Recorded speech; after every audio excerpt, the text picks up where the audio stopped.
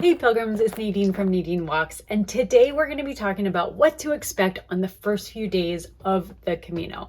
Now, before I kind of get into this topic, I want to start by saying that this is going to be different, a little different for everyone. So I think when we talk about especially the beginning of a big travel adventure like the Camino, it's going to depend on a lot of different factors in terms of how you experience it. I think it can be influenced certainly by where you're coming from, where you're living, how much traveling you've done and how much traveling experience you already have.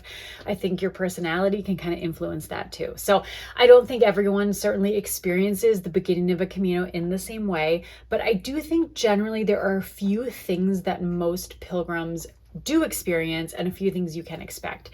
I do want to also kind of give a shout out to one of my YouTube followers, Sylvia. She commented on a past video and asked if I could cover a couple of the more basic kind of Camino 101 things for a pilgrim kind of just planning for their first trip.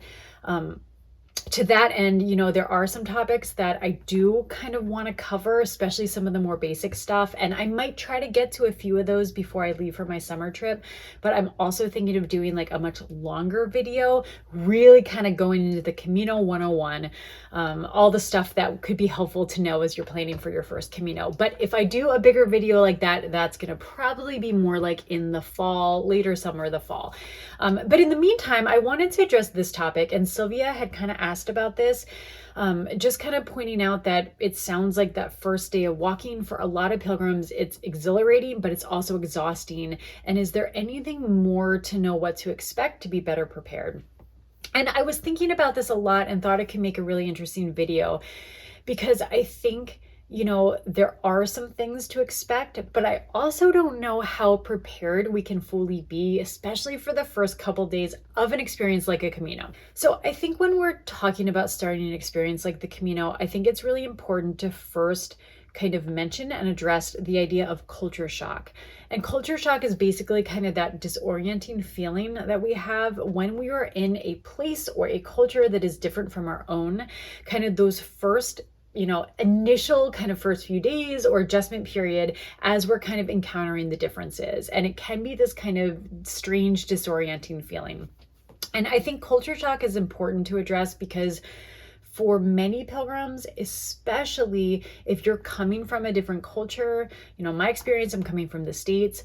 Going to Europe, there are going to be some differences, and that can lead to some initial culture shock. And I think, some of these differences can be kind of small, and I think some of them can be a little bit bigger. But I think it's important to kind of know and be prepared that you might experience some culture shock. I think when we plan for a Camino, so often we're focused on a lot more of the details, like what is going to be in my pack? What's my packing list like? How much training do I need to do? Am I physically prepared? And then the logistics of like, flying over there, getting a train, getting to my starting point. Do I have a night reserved for my, first night? All of those kinds of logistics. And I think we kind of don't focus as much on this idea of, oh, I'm traveling potentially to a new country, a new culture, and I don't fully know what to expect with that and how I am going to react to it. And again, with that, I don't know how much truly we can be prepared to anticipate, right? All the specifics or maybe the challenges that we might encounter. But I just think knowing that culture shock is something that a lot of pilgrims can experience is really important to just kind of be prepared to know that it's going to take a little bit of time to adjust to being in a new place and possibly in a new culture. Again, some of those differences can be small. Like one example is, if you're starting the Camino in Saint-Jean-Pied-de-Port, and you go down to breakfast, you might go to grab a cup of coffee and look around and not be able to find the cups and be like, where are the coffee mugs? Where are the cups for my coffee? Well, in France, not everywhere, but in a lot of places in France, people drink their morning coffee from a bowl. And so I know that this is something that a lot of pilgrims, especially starting in France, they kind of get a little flustered. It's the first morning of the Camino and they can't figure out how to have their coffee.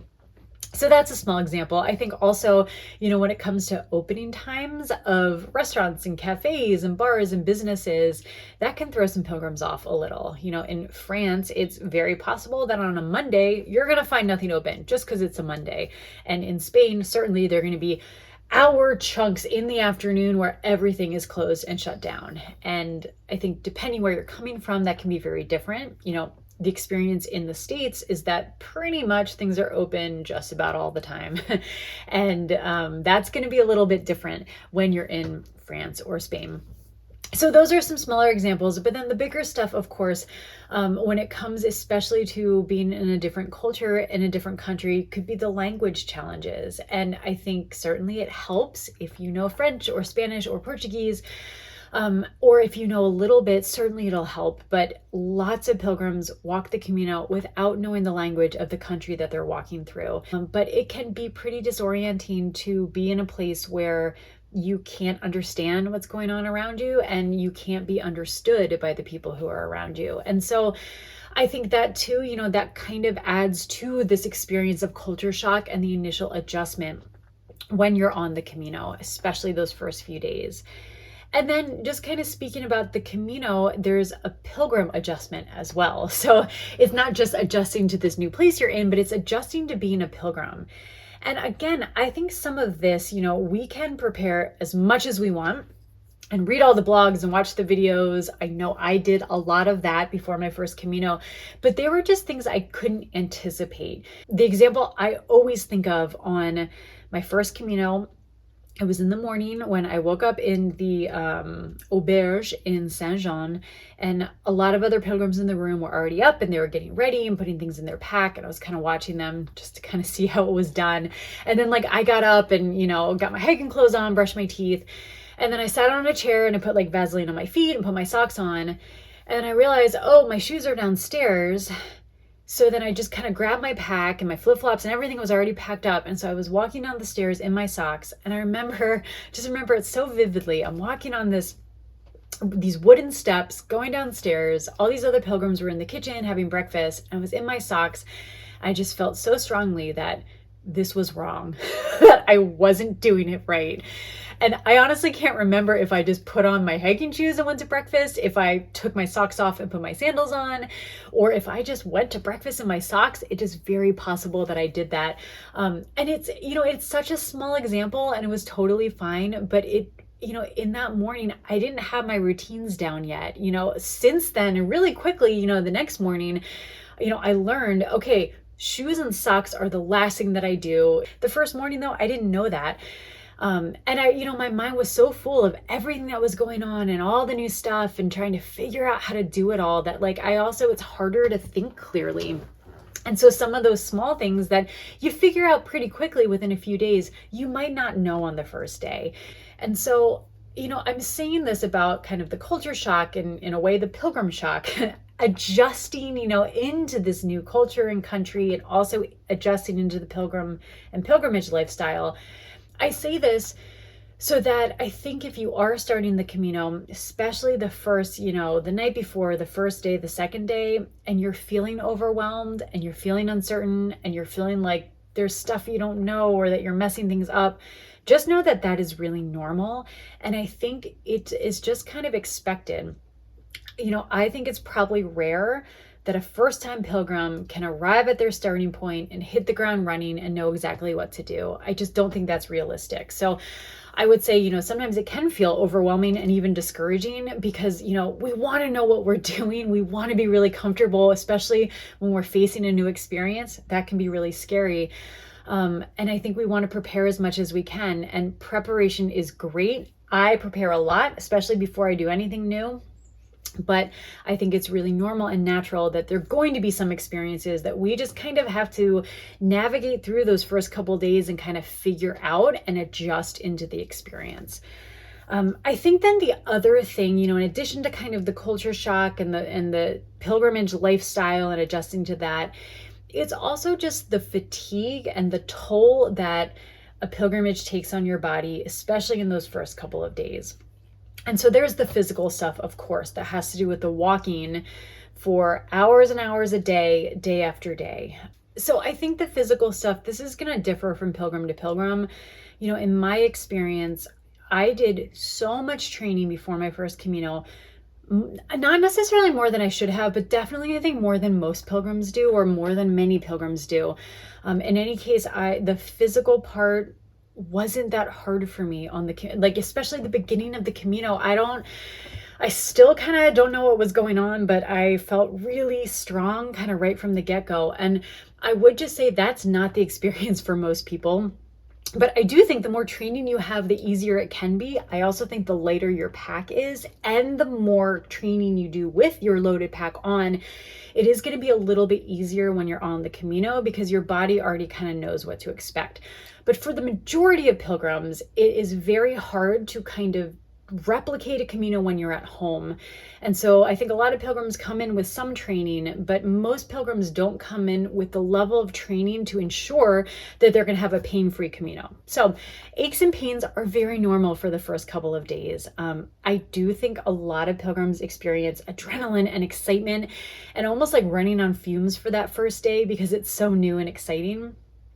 Definitely, though, there are some pilgrims who struggle a bit that first day. I do think the second day can be just as challenging physically as the first, if not more so, because that is when your body is kind of saying, oh, wait, we're doing this again. And your body's just really adjusting to kind of the pattern of walking for hours all day, day after day. Just know that that is something that most people settle into and it gets easier. And I usually find that after about a week, maybe 10 days of walking, I really settle in. I feel like I get my pilgrim legs. I feel really strong. So just know that your body will adjust. But I do think for sure those first couple days can be a lot. Also know that blisters can develop as quickly as, day 1 or day 2. The times I have gotten blisters, often they have come from the beginning of my Camino. Usually if it's when I'm walking in rain on the first or second day, and my feet are kind of getting used to being on a Camino again, that's when I can develop a blister and I can kind of sense it, at the end of day 2 or day 3. So blisters can also happen. But then also along with the fatigue can be the lack of sleep. And know that this is pretty common too for most pilgrims. I think most pilgrims don't get good sleep the first couple of nights on the Camino. At least that's been my experience, and it's the experience of some others that I've heard from as well. I know for me, it's a combination of the adrenaline and being really excited and also being kind of nervous. And so the night before my walk, I never get good sleep. But I think even for people staying in a private room and not in the dorms or the albergues, I think it can still be common to not get a lot of sleep that first night. But then I think especially if you are staying in the albergues, it's just a lot to adjust to sharing a room with a lot of other people. So there are noises and there's snoring. And I know from my first Camino, the first 2, maybe 3 nights, I did not get much good sleep at all. But I think the one I needed to just kind of adjust to the albergue life. And then I think after several consecutive nights of not sleeping well, plus the physical effort that it took to walk all day, every day, my body just reached a point where I was so tired that eventually I fell asleep and slept pretty well in the albergues. Plus I just adjusted to the noises at night. So I think that is something to just kind of expect, that it's probably going to be hard to sleep the first couple of nights. And then I think something else, and for me, another aspect of the fatigue a little bit was the social aspect. I am definitely an introvert and I can get drained pretty easily if I'm around people all the time. And on the Camino, it really works well for me to walk a lot, alone during the day and then to have social interaction in the evenings. On my first Camino, I think for one, I was just kind of getting used to just like the overwhelm of everything new in those first couple of days. But the social piece too, I was meeting so many people. And I can remember on my 3rd day of walking, I think that was going into Pamplona, I had spent like the second half of that day walking with another pilgrim who became one of my friends on that first Camino. And we spent all that time walking into the city and talking. But I just remember arriving in Pamplona exhausted. Physically, my body was starting to feel tired. I wasn't getting good sleep. So much was like new and different in those first few days. And I had spent all that time talking with someone and then went into an evening where I was just around people. And I just felt so much that I just needed quiet time. And it was interesting that the social aspect, I think I adjusted into a lot more and I didn't feel it as strongly as I did in those first few days. But I think kind of depending on your personality and what you're used to. If you're not used to being around people all the time, I do think the first couple days can be an adjustment there as well, kind of with that social aspect.